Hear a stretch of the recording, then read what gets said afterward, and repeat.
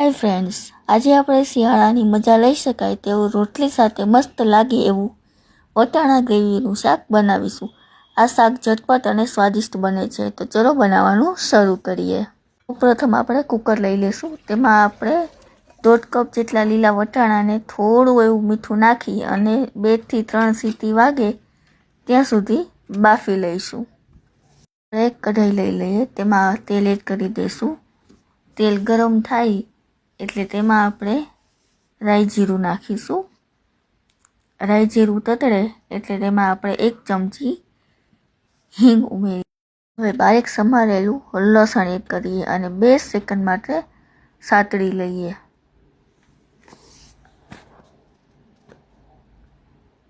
હવે આપણે ડુંગળી એડ કરી દઈએ અને ડુંગળી આછી ગુલાબી થાય ત્યાં સુધી ધીમા તાપે સાતળવાની છે. આપણે લાલ સૂકું મરચું, તમાલપત્ર અને તજ એડ કરી દઈએ. હવે આદુની પેસ્ટ ઉમેરીને તેની કાચી સુગંધ દૂર થાય ત્યાં સુધી 1 મિનિટ માટે સાતળીએ. બાદ આપણે ટમેટાની પ્યુરી એડ કરી દઈએ અને એકદમ સરસ મિક્સ કરી લઈએ, તેલ છૂટું ના પડે ત્યાં સુધી.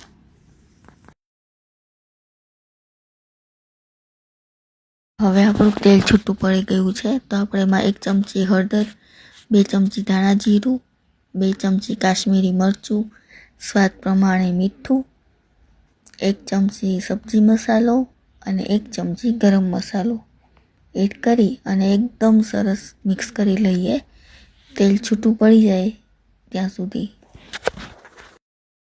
હવે મસાલો ન બળે તે માટે આપણે થોડું પાણી એડ કરીશું. હવે આપણે આપણા બાફેલા વટાણા સરસ એડ કરી દઈએ અને મિક્સ કરી લઈએ. આપણું શાક સરસ ઉકળીને તૈયાર છે. હવે આપણે ઉમેરીશું મલાઈ. મલાઈથી શાકનું ટેક્સચર અને સ્વાદ ખૂબ જ સરસ આવે છે. જો મલાઈ ના હોય તો તમે મોળું દહીં પણ એડ કરી શકો છો અને 2 મિનિટ માટે આપણે મિક્સ કરી લઈએ.